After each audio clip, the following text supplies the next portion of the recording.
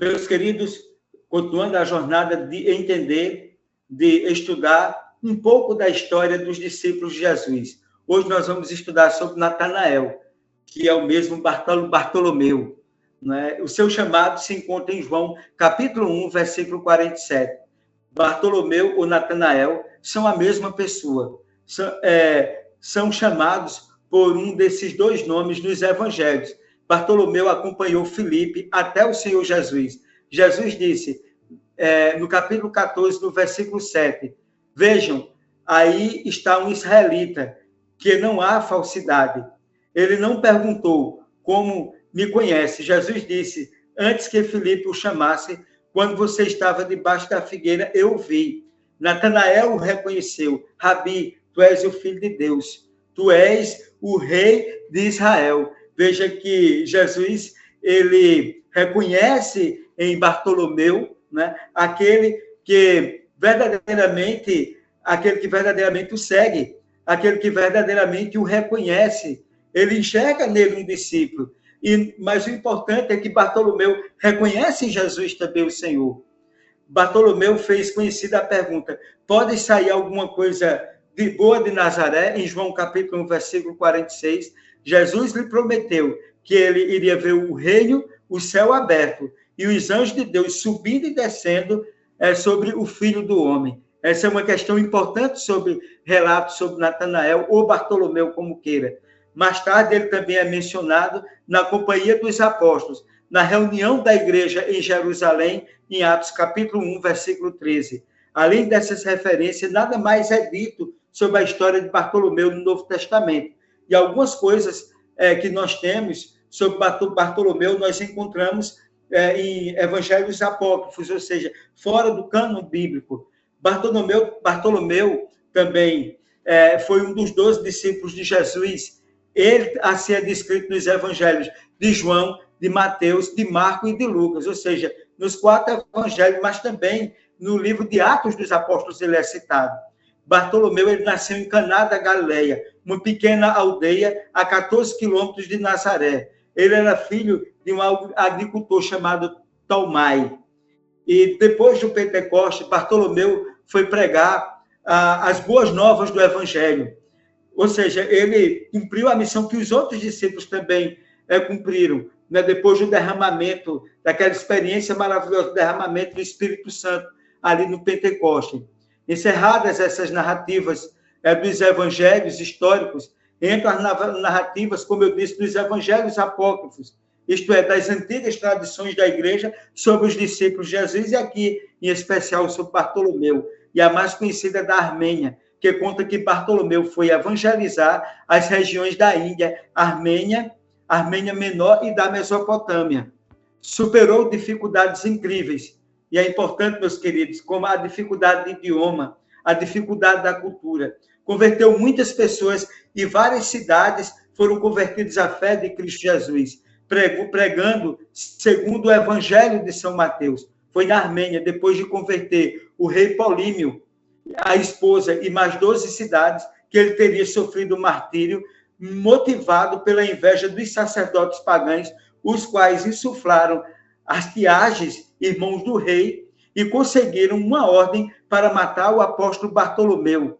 Ele foi esfolado vivo. E como não morreu, ele foi decapitado no dia 24 de agosto de 1951, mas, portanto, cumprindo o seu evangelho. Assim como os outros discípulos, ele foi martirizado. E nós sabemos que só teve um discípulo que não morreu martirizado, morreu de morte natural na cidade de Éfeso, que foi João. Mas os outros discípulos, assim como Bartolomeu, morreu de forma como mártir cristão. Aprenda bem isso sobre a vida, a história dos discípulos de Jesus, o que eles passaram, a experiência que eles vivenciaram com Cristo, as transformações que foram feitas na sua vida e o que eles fizeram na pregação do Evangelho. Continuemos agora no estudo do Evangelho de Marcos. Vem comigo e que Deus continue nos abençoando sempre.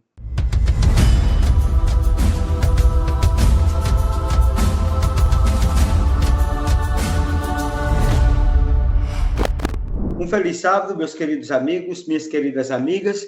Que grande alegria, que grande satisfação estarmos juntos para mais uma vez estudarmos a Bíblia. na continuidade aqui do estudo do Evangelho de Marcos, em lição número 7, Ensinando Discípulos, parte 1. Ensinar é uma coisa importante, é a arte de educar, é a arte de ajudar as pessoas a compreender determinados conceitos, determinados conteúdos e determinadas matérias que vão fazer parte da sua vida e da sua existência. E, portanto, para que nós possamos introduzir o estudo dessa lição, o verso áureo dessa lição se encontra no Evangelho de Marcos, no capítulo 8, no versículo 34. Vem comigo na leitura. Então, convocando a multidão e juntamente seus discípulos, Jesus lhes disse: se alguém quer vir após mim, negue-se a si mesmo, tome a sua cruz e siga-me. Marcos 8, 34. Meus queridos, da última parte do Evangelho de Marcos, capítulo 8, até o final do Evangelho de Marcos, capítulo 10, Jesus se concentra em ensinar seus discípulos sobre a sua jornada. Nesses capítulos, ele fará as previsões sobre a cruz, a sua morte na cruz do Calvário, e as instruções que serão feitas aos seus discípulos diante dessa realidade. Como eles devem encarar a questão da cruz que seria preparada para ele.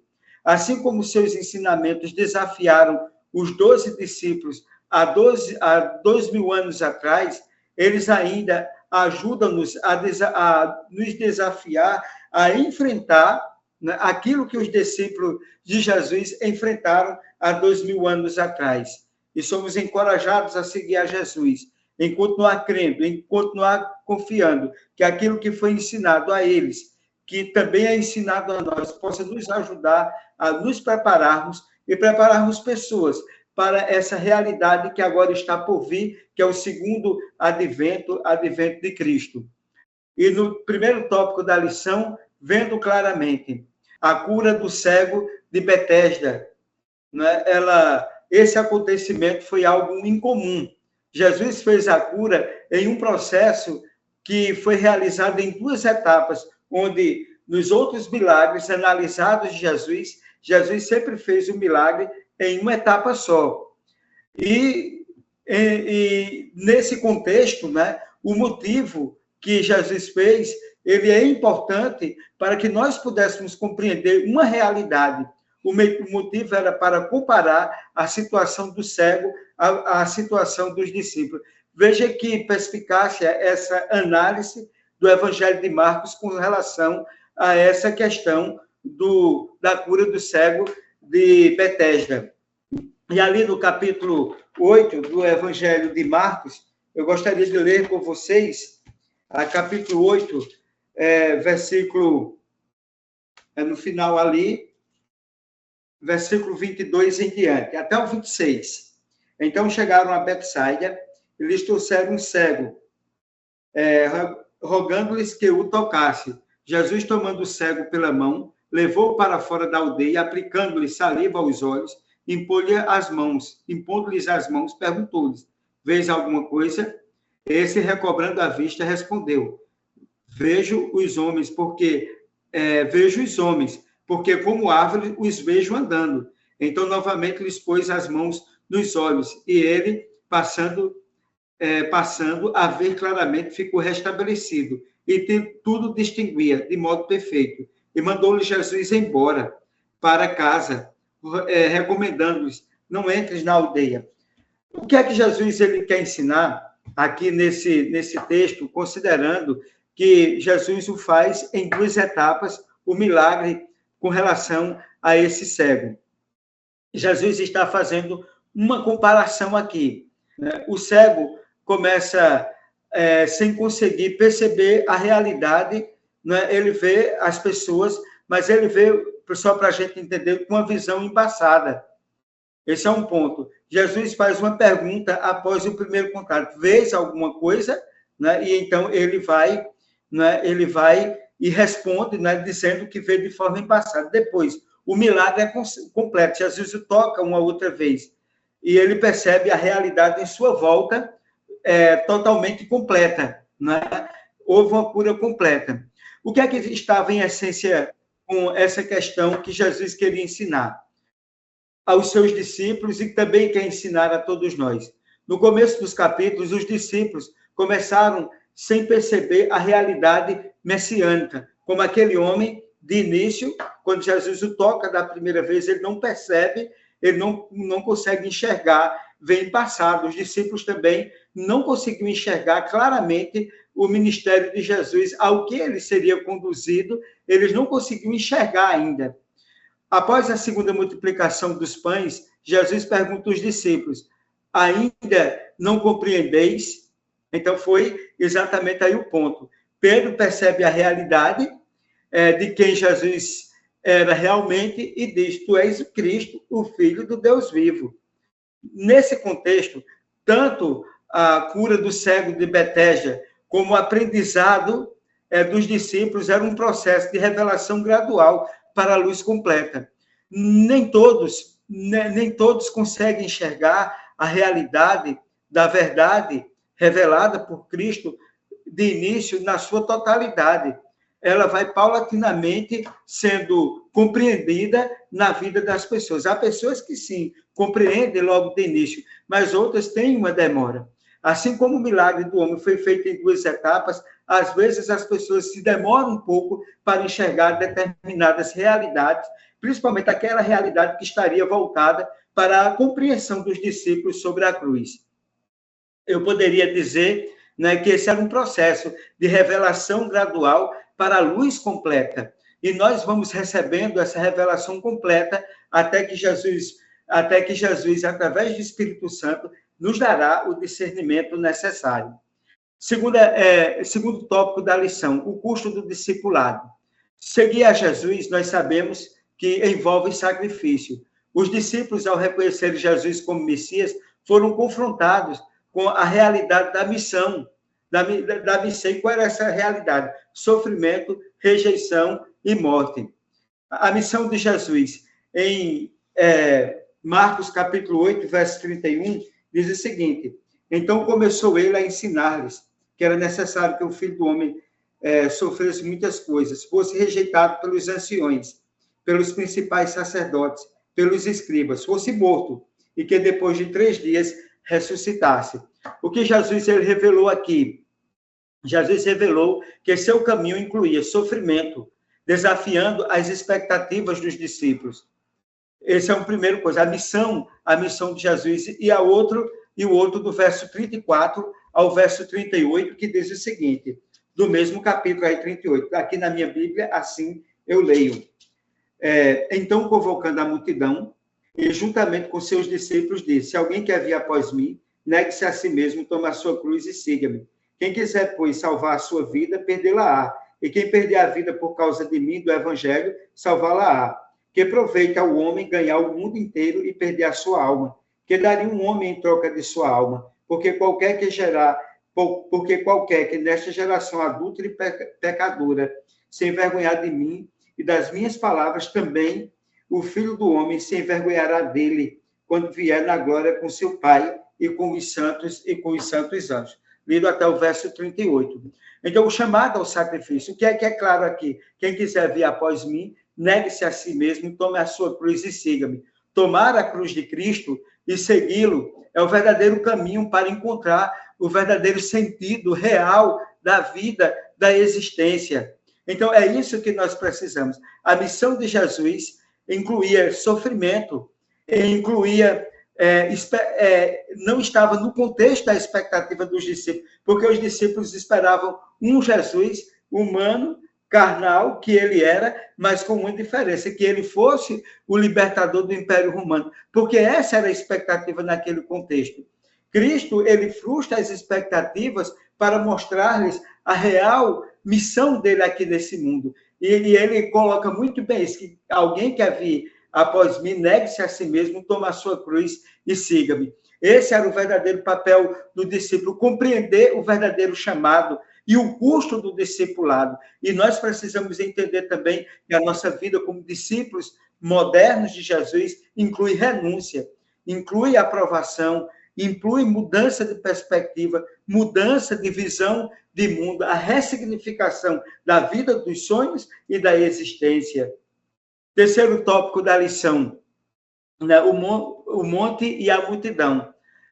Jesus, ele foi com Pedro, Tiago e João, foi levado ao monte, né, e ali a transfiguração de Jesus no monte, né, quando ali no capítulo 9, no versículo 1 em diante, a transfiguração de Jesus no monte revela a sua glória divina e prepara os discípulos para entender a missão e a necessidade da fé verdadeira, né? E então é importante, aqui no capítulo 9, do versículo 1 até o versículo 3, compreendermos o seguinte: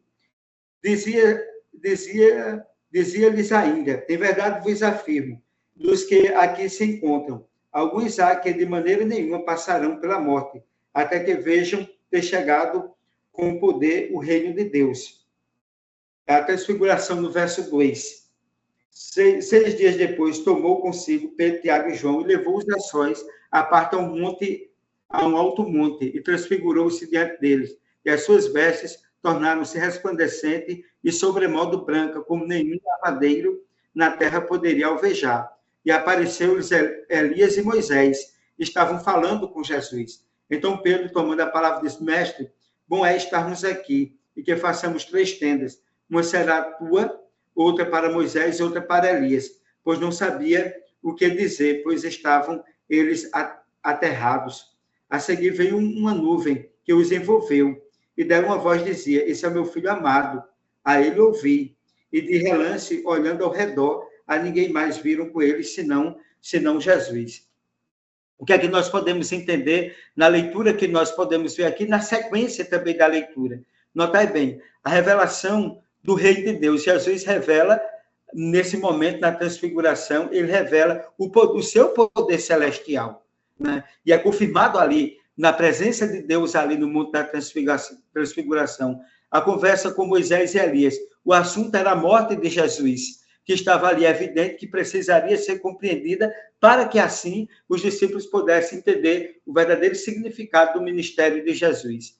E é importante dizer também que Moisés e Elias representam 2 coisas importantes. Elias representam aqueles que, por ocasião da volta de Jesus, não conhecerão a morte, estarão vivos e serão transformados no abrir e fechar de olhos para encontrar o Senhor.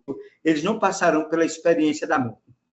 E o segundo, Moisés, representam aqueles que morreram e serão ressuscitados para o encontro do Senhor, né? Então, essa questão ela é extremamente importante para o conhecimento, né, do grande significado ali dessa revelação ali na transfiguração. Mas, por outro lado, enquanto Pedro, Tiago, João e Jesus tinham essa experiência do monte da transfiguração, a presença de Moisés e Elias, no capítulo 9, versículo 14 até o 19, apresenta a falta de fé dos 9 discípulos que ficaram. Os discípulos não conseguiram a cura do menino que estava endemoniado. Daí o que é que acontece? A partir do versículo 24 até o 29, a verdadeira fé, ela vence o mal. A vitória vem pela fé e pela oração. Jesus, com fé e coração e que com comunhão, ele alcança o que os 9 discípulos não podiam alcançar, que é exatamente o resgate daquele menino, a cura daquele menino que estava endemoniado. Isso implica para todos nós que a transfiguração de Jesus no monte revela sua glória divina e prepara os discípulos, mas prepara nós também para entendermos a sua visão e a necessidade de uma fé verdadeira para que ela se traduza na libertação. E, acima de tudo, mostra que qualquer vitória que nós queiramos obter em nossa vida, ela se dará através da comunhão que nós precisamos ter com o nosso Pai Celestial. E na quarta-feira, o próximo tópico da lição, o 4º tópico da lição, quem é o maior? Nesse sentido, nessa direção, Jesus desafia a percepção comum de grandeza, ensinando que no reino de Deus, ser o maior significa ser servo de todos. Esse ensinamento é ilustrado de maneira prática ao longo da jornada dos discípulos aqui na Terra. Se não, versículo 33 e versículo 34 do capítulo 9 ainda traz alguns entendimentos importantes para nós. Diz o seguinte: tendo ele partido para Cafarnaum, Entrando ele em casa, interrogou os seus discípulos: de que é que discorreis pelo caminho? Mas eles guardaram silêncio, porque pelo caminho havia discutido entre si quem era o maior e quem era o melhor.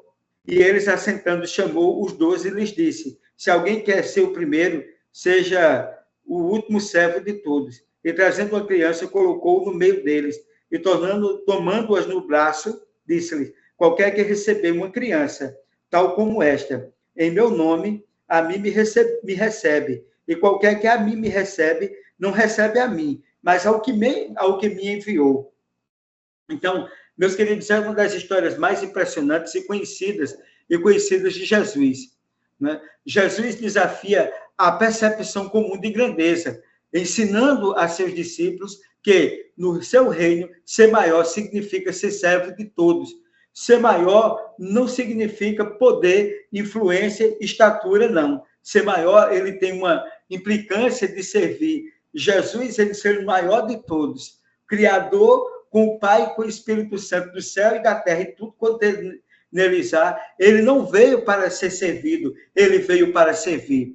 E naquele momento, os discípulos estavam discutindo quem era o maior e quem era o melhor. Jesus ensina humildade por meio de quê? Por meio de uma criança. Jesus puxa a criança e ele diz: primeiro, eu quero ensinar para vocês, se vocês não forem como essa criança, Jesus está dizendo para eles: sejam humildes. E segunda coisa, se vocês querem ser o maior, vocês dependem de mim. Porque uma criança depende do pai, depende da mãe.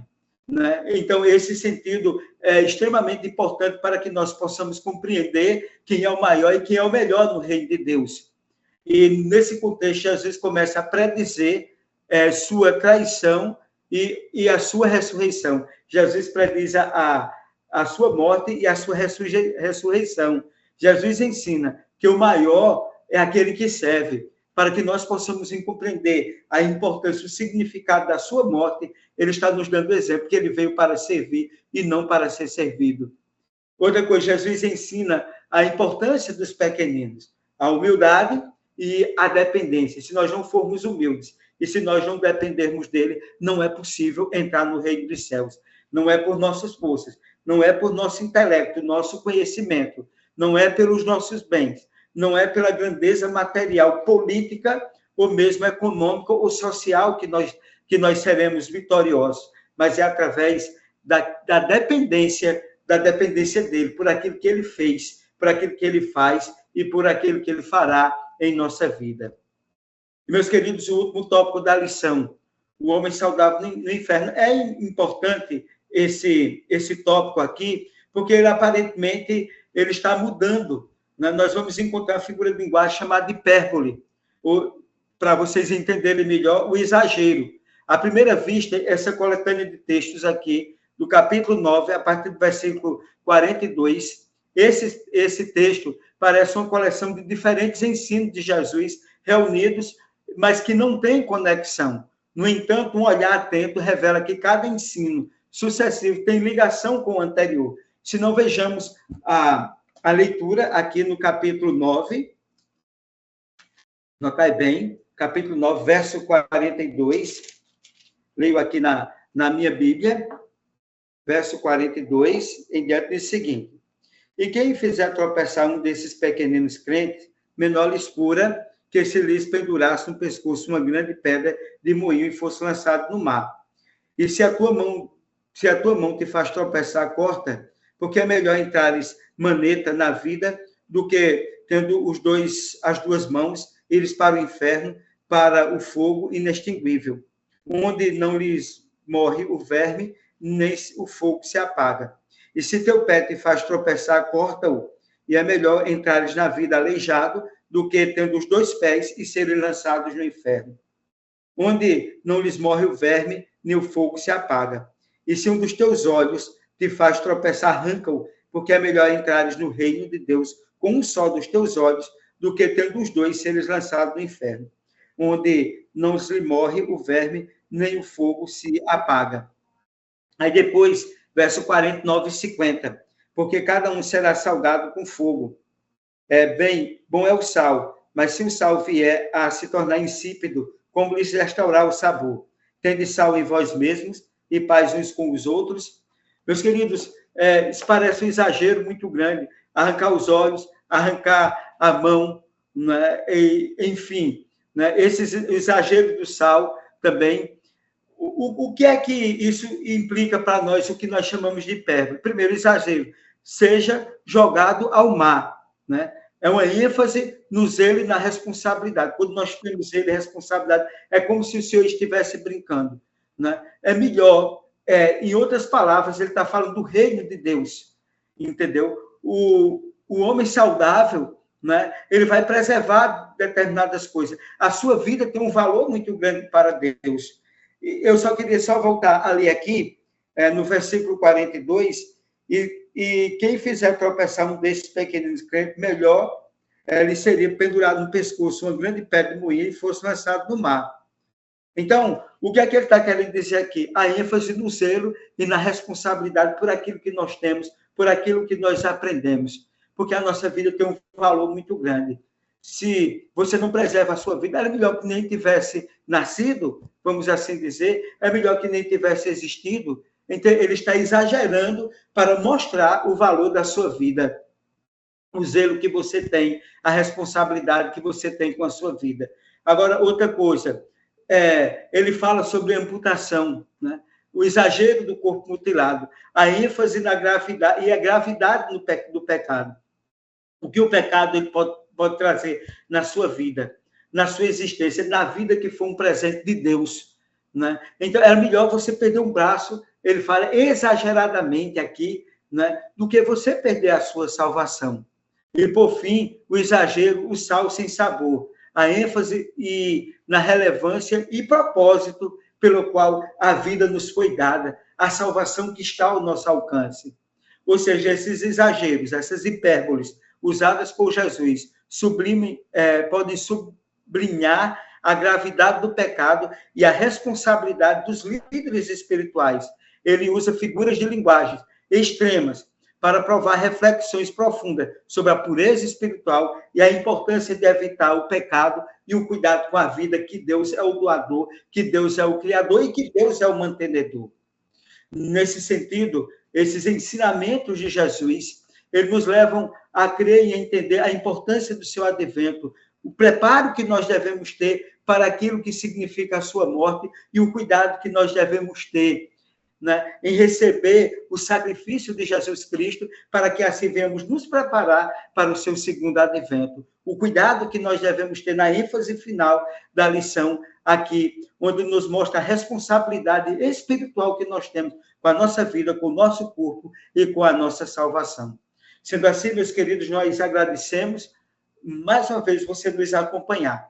Você que acompanhou esse estudo, compartilhe o nosso canal, dê um like, se inscreva no nosso canal e que Deus continue nos abençoando sempre. Vamos fechar os olhos e vamos fazer uma oração.